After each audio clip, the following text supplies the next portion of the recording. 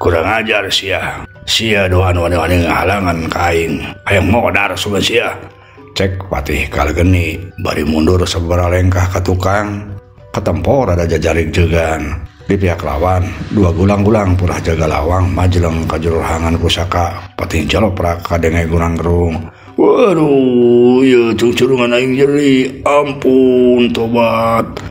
Cek anu salah saurang. Iya bobok aing oge nyeri, kakak, tulungan kakak. Cek nu saurang deui, sarua mah ngagerung bari pupuringisan.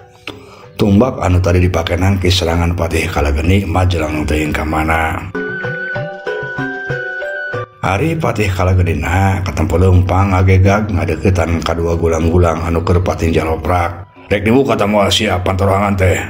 Tak sia milih dipodaran sugan ku aing. Cek Patih Kalageni bari molotot. Wah ampun Ki Patih ampunun. Sim abdi duaan mah teu gaduh kawasa. Sim abdi duaan teu sanggem pamikedah ngalawan kana perintah Kanjeng Prabu. Semohon Kanjeng Patih. Kanjeng Prabu teh atas omat-omatan sangkan ulah muka pantorohangan pusaka masih diperintah ku sabae oge. Jadi sia duaan teh rek ngumpang kana perintah teh kula sia. Sadaya-daya nun. Lamun kitu carana sia duaan berarti beuh modar atuh. Cek Patih Kalageni bari teu antaparah deui manehna ngagerakkeun deui dua leungeunna bari jeung dibarengan ku kekuatan anu rongkah. Dua dampal dengan Ki Patih Kalageni dilempeng kana awak dua gulang-gulang anu masih keneh keur ngajoprak. Hiuk keluar cahaya tina leungeun Patih Kalageni meuni tarik ngahiuk. Brak beunang kana awak dua gulang-gulang gleger kadenge soran gleger tarik pisan. Cerit eta dua gulang-gulang teh ngacerit meuni tarik. Ampun tobat. Cek eta dua gulang-gulang teu lila katempo awak eta dua gulang-gulang teh urung kaduruk ngan sakoteap langsung laleungin. Ari Patih Kalagenina masih katempo nangtung ngabadega bari kekepruk mersihan dua leungeunna. Modar tah sia duana oge. Dasar gulang-gulang kurang ngajar. Wadi-wadi mumpang kana perintah aing. Cek Patih Kalageni satuluina Patih Kalageni teh leumpang ngadeuketan lawang. Tapi barang anjog kalah ngaulang bingung. Udah kumaha aing buka pantoi rohangan. Lamun ku aing didobrak dihancurkeun ku kekuatan aing bakal nimbulkeun soran ku haratarikna. Heuh, lamun kitu sarua jeung nangtang bahaya. Lantaran Raka Prabu pasti datang ka dieu. Garentes Patih Kalageni bari ngahulang. Cag urang tunda heula.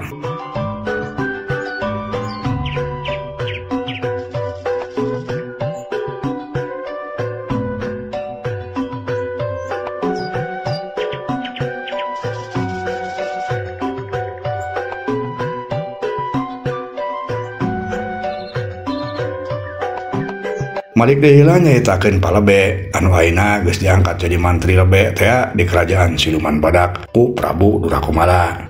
Harita Palebe teh kelempang rek nguru ka dapur karaton anu maksudna mah rek nepungan Bimaraah. Tapi sakalian nempoan kaayaan karaton, breh katempo kaayaan teh meuni agreng maleuwihan kaayaan di dayeuh di alam manusia.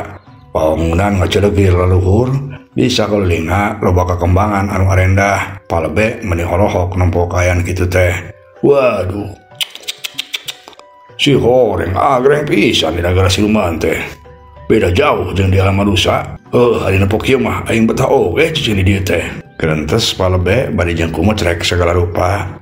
Palebe terus leumpang deui bari panana mah anggar urat reret nempoan kaayaan. Reok melok ka kenca. Breh di dinya mah loba bangsa siluman anu mah rupa-rupa kalakuana. Anu keur dariuk aya oge juga keur saribuk mangkuan barang-barang. Kabehana oge katempona menipikasieun. Meureun marena teh pagawe karaton ti dieu mah. Palebe meuni ngarenjag. Waduh cilaka. Aing teh salah jalan sugan. Hi eta loba modifikasieun kitu. Gerentes Palebe bari ngabidig-gidig katempo undur-unduran. Di sejen pihak rakyat Siluman nukur garawe teh ngaret ka Palebah Palebe barang nampu Palebe kabehana siga luas. Buru-buru daraku bari nyarambah hormat. Haturan kaulanan Kanjeng Mantri. Cek salah saurang anu pangdeukeutna ka Palebe sigana mah eta mah Siluman teh awewena. Kitu deui nu sejenna sarua pada ngabageakeun barijeng nyarambah hormat. Wilujeng sumping Kanjeng Mantri. Salam hormat nun ti Sim Abdi. Cek para rakyat siluman, palebe meni olohok deui kaget, nempo para rakyat siluman teh nyarembah ka manehna. Tapi palebe akhirna mah ingat, lamun manehna teh geus diangkat jadi mantri di eta karaton, malah geus dibere alih sagala ku Prabu Durakumala, anu nandakeun manehna teh geus jadi gegeden di eta nagara. Heueuh bener heueuh. Aing karek inget kapan aing teh geus diangkat jadi mantri di dieu karaton. Teteh lah ari mirik mati pahiri-hiri cekolot oge. Di lamun sama aing teh ngan saukur jadi lebe. Bari jeung moal aya nu nyarembah kitu teh. Malah kadang-kala mah aing ngece segala ka aing teh. Teteh lah bagja aing teh ayeuna mah. Geurentes palebe. Sedangkeun rakyat siluman mah angger katempo masih keneh dara hormat. Teu lila pok palebe nyarita. Malah ayeuna mah cara ngomongna oge bet make diatur sagala. Siga bae gegeden. Katarima euy, katarima. Panghormat Arandika katarima ku kula. Cek palebe. Hatur nuhun Kanjeng Mantri. Hatur nuhun pisan pangawaktos sing abdi sadaya tos ditampi ku Kanjeng Mantri. Mung ieu teh aya pikir sanaon Kanjeng Mantri ngalangkung ka dieu teh? Tanya siluman awewe tadi. Meureun eta siluman awewe teh pamimpina di dinya mah. Palebe ngahulang sakedeung tapi tuluy mah pok membalan. Kieu euy. Ari tujuan kaula ka dieu teh rek ka dapur karaton maksudna mah. Ngan kula poho deui jalan, cik atuh. Saha anu deuk ngantur ka kula? Cek palebe. Angger ngomong mah siga nu gagah ngarasa jadi gegeden. Ngadenge omongan palebe kitu, siluman anu awewe meuni curing hak. Bener-bener bunga hatena. Halah, ieu kesempatan aing ya bisa nganter mantri. Heueuh jarang-jarang aya kesempatan kieu teh. Sugan bae aing bisa jadi naik mangkat. Heueuh jeung eta mantri teh kasep kitu. Sugan bae lah, lamun geus nganter mah, maya teh bogoheun ka aing. Aing jadi pamajikanna. Kapan aing oge jadi gegeden di dieu. Geurentes eta siluman anu awewe bari tuluy bae pok maehna nyarita meuni sumanget. Semohon pami diwidian mah sim abdi bae nun. Ieu sim abdi bae nu ngajajab Kanjeng Mantri teh. Cek eta siluman awewe, palebe unggut-unggutan tuluy pok nembalan. Tong tu dijina atuh ku kaula. Hayu atuh gat cok indit. Tembal palebe. Sumangga nun. Cek eta siluman awewe deui cedok nyembah bari tuluy nangtung. Ari nu sejena masih keneh dara hormat. Sok atuh anjeun teu heula. Anjeun teu heula leumpangna. Mangga nun, mangga ka palih dieu. Cek eta awewe deui bari tuluy leumpang ka beulah katuhu dituturkeun ku palebe. Sanggeus palebe indit mah para siluman anu ngariung tadi teh garawe deui saperti samemehna. Ari palebena terus leumpang nuturkeun siluman awewe. Bari leumpang teh kumaha palebe make ngahayal segala rupa. Lamun geus panggih jeung Mimarah, cenah cek khayalana Mimarah teh pasti bungaheun. Geus moal sampe nolak deui masih diajak kawin oge. Lantaran palebe teh ayeuna mah geus boga jabatan luhur jadi mantri di eta karaton. Bener. Pasti moal nolak ayeuna mah Mimarah teh. Atuh aing teh ayeuna mah kapan geus jadi gegeden di karaton. Mantri ayeuna mah aing teh. Geurentes palebe bari terus leumpang.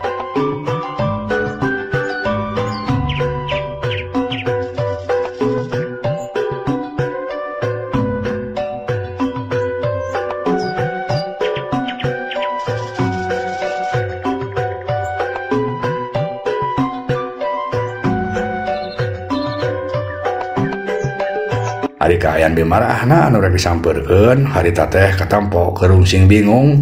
Batu rek teu bingungna kumaha dititah asak-asak saloba-loba bari jeung sorangan nu mantuan. Keur mah kaayaan di dapur teh menirungseb. Sasatoan peunciteun sabang sering embe hayam sapi jeung nu sejenna pabalatak bari jeung marotah. Embe jeung sapi silih gadil hayam pating keurapak. Malah aya oge nu ngarising sagala rupa matak bekirung sebay nempona. Mimarah meni gugulunuk nempo kaayaan kitu teh. Aduh aing mah dasar Prabu Durakumala. Prabu gejul kumaha pikiranna. Heueuh mere pegawean ka aing sangayang aya ku sorangan. Ari kieu aing rek kumaha tuh ngagaweanna. Cek Mimarah gugulunuk sorangan. Nu kitu mah tuh si edo belegug pisan manusa teh. Kala ngadona yang balik segala kala manusa. Tungtuna mah panu manehna teh apes. Tah ada cek Prabu Durakumala oge manehna teh bakal jadi hayam di alam manusa teh. Coba lah mau ngajadok nurut ka aing mal pusing-pusing teuing atuh. Cek Mimarah deui. Keur kitu kadenge sora nu gara-gara di luar. Di Mimarah, cek sora nu gara-gara di luar. Anu si horeng palebe teh anu geus anjog ka dinya. Mimarah reuas. Sadaya nu gerawan aing tapi sorana mah geuning sora palebe. Gerentas Bimarah. Bimarah. Kadenge palebe teh ngagerwan deui. Bimarah beuki heran kerung. Heeh, teu bidak deui, si lebe eta mah. Aneh aing mah. Nah, si lebe bisa aya di dieu. Yah, bawa siluman anu ngajail ka aing. Niru-niru sora si lebe sigana mah. Bimarah ieu kuring palebe geulis. Cek palebe deui, malah ayeuna mah maka nyebut geulis segala ka Bimarah. Meureun pipikiran palebe teh ayeuna mah da di nagara siluman, sedengkeun maena geus jadi mantri. Anu jabatan luhur teh ari mantri teh. Jadi Bimarah teh geus dipastikeun dae ka manehna, pasti hormat ka manehna, malah bakal bungaheun cenah mun kadatangan ka manehna teh. Kitu cek pipikiran palebe harita teh. Tapi ari pikeun Bimarahna mah si horeng kalah matak beuki curiga. Hah, sigana mah heueuh bener eta teh. Siluman anu niru-niru wungkul sora si lebe. Heuh pasina oge siluman anu ngagawean kaing. Da heuh, asa teu mungkin ari si lebe wawaniana nyebut kaing geulis sagala rupa mah. Calutak atuh ari kitu teh. Awas ya. Lain si Marah lamun teu bisa ngagawean siluman kos kitu patut mah. Gerentes Bimarah. Bimarah luak liuk siga aya nu ditiangan breh teu jauh ti manehna aya tumpukan tai embe. Bimarah nyerengeh sorangan tuluy kot kana daun cau nu numpuk oge di dinya. Saterusna daun cau teh dipake jempal tai embe. Sanggeus kitu mah Bimarah kakatepan ngadeuketan lawang dapur. Ari di luar palebena mah keur ngahuleng. Manehna mimiti cangcaya kana omongan Prabu Durakumala anu nyebutkeun lamun di dapur karaton teh aya Bimarah. Palbe ngagrentes. Buah Prabu Durakumala teh ngabongka aing. Wah beureun Bimarah di dieu teh. Gerentes palebe keur kitu raket sadaya panto dapur aya nu muka. Palebe curing hak, pandona mencrong ka palebah panto. Breh katempo aya sirah nu nolol lalaunan. Si horeng Bimarah geus teu bideuk deui. Atuh palebe teh meuni bunga, sungutna langsung salangap rek ngageruan Bimarah. Bareng jong kitu Bimarah anu teu tadi geus siap-siap langsung ngawurkeun tai embe. Pas kabeneran teh beunang kana beungeut palebe pisan. Atuh tai embe teh hampir kabeh asup kana sungut palebe. Palebe ruas salangap rek nyarita teh langsung kapendet ku tai embe. Katempo meuni pupudeugegan. Sedengkeun Bimarahna kalah surak yang sedikeun mu puas. Puas ya tah lebok heunah tah tai embe. Cek Bimarah cag urang tunda heula.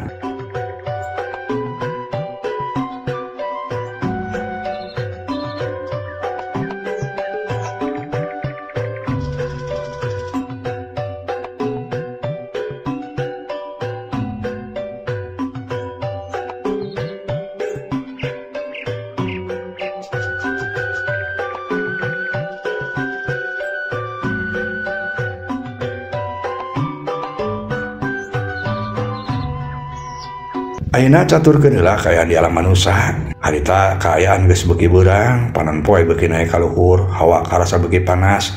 Kaayaan lemur teh meuni simpe jarang katempo jalma anu nglampreng kaluar.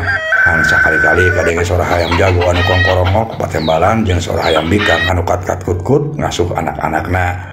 Kadang kala oge sora embe kadenge reang patembalan ti kajauhan. Dina kaayaan kitu di mah baradia katempokeun ngariung aya Ki Dusni, Pak RT, tua kampung, Mang Uman jeung Mbah Radiana sorangan. Kadenge Mbah Radia keur cumarita. Manawi eta ki atos teh 4 juta. Kanggo biaya nyaretan di lemur ieu maksud teh sareng nyaretan pun bojo. Supados tiasa hidup deui sabihari-bihari. Cek Mbah Radia bade ngasongkeun buntelan anu eusina duit meuni gopokan. Ari Ki Dusni meuni hejo bae panonna ningali duit anu gopokan kitu teh. Nya ujang. Katarima ku Aki. Tapi keheula nya. Rek dihitung heula ku Akina. Mangga Ki, tembal Mbah Radia deui. Sedengkeun Pak RT tua kampung jeung Mang Uman mah ngan saukur aralohok bae mata simeuteun. Maranehna oge karek nampo jumlah duit anu sakitu lobana. Tapi eueuh saurang anu ngomong sakemek-kemek acan. Ari Ki Dusina katampokeun ngitungan duit salembar-salembar. Tapi meureun bakat yang kuloba-lobana sirah Ki Dusni teh jadi kalah karasa riut nyut-nyutan. Jadi udah bapisan dia duit teh 4 juta euy. Aing kalah riut kieu hitungna oge. Sirah kalah karasa nyut-nyutan. Dah tadi bahagia aing teh. Laksana aja di jama beungat teh. Gerentes Ki Dusni tuluy eureun heula ngitungna. Mbah Radia pok nanya. Kumaha Aki cekap teu atos teh? Tanya Mbah Radia. Cukup beureun ujang. Akina riut ngitungna lah, geus dianggap cukup bae lah. Mohon atuh Ki, terus kumaha perkawis pun bojo? Nah masih kena tiasa disareatan. Aki Dusni ngahulang sakedeung. Aduh ieu mata kriet deui bae. Kumaha atuh ari ngahirup zaman geus modar. Gerantos Aki Dusni. Kumaha Ki? Tanya Bahradia deui bangun teu sabar. Mun Ki hawa tos abahna. Hawa tos bang nulungankeun abahna. Pak RT ilu ngomong. Aki Dusni masih kene canebalan. Meureun ku pusing-pusingna kumaha ngade jawaban ka Bahradia. Kumaha aing nembalan ari geus kieu. Lamun aing ngomong teu bisa meureun duit teh bakal dicokot teuing ku si Dadia. Lantas Aki Dusni bingung.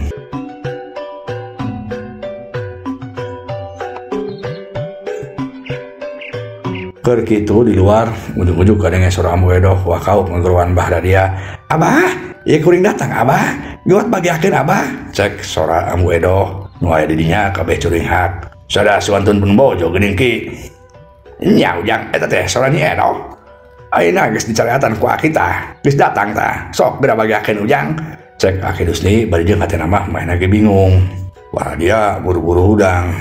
Teu sabar rek ngabagiakeun pamajikanna.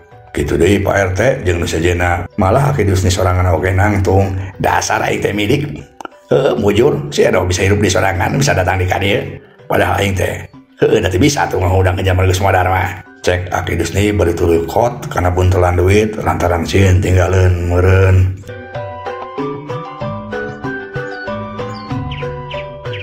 Ari Bahradia katempo geus aya di hareupeun lawang kitu deui Pak RT tua kampung jeung Mang Uman raket. Bahradia muka panto tapi barang bray si horeng sasaha. Bahradia jeung sajeuna heran kaget.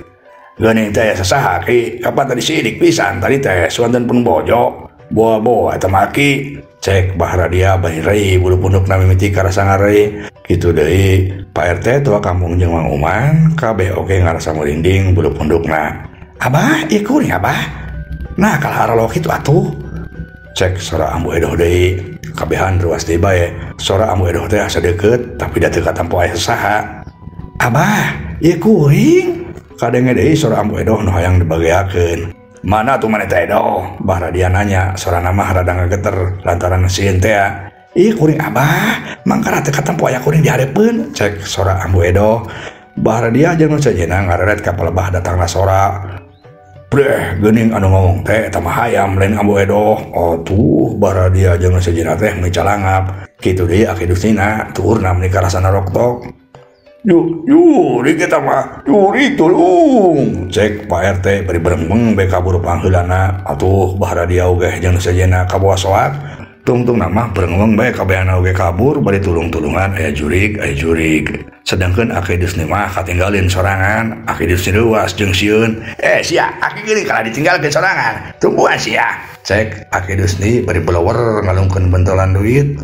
Kolesah sukuna ti kait kana golodog ku brag labuh. Aki Dusni ngagoak deui bae.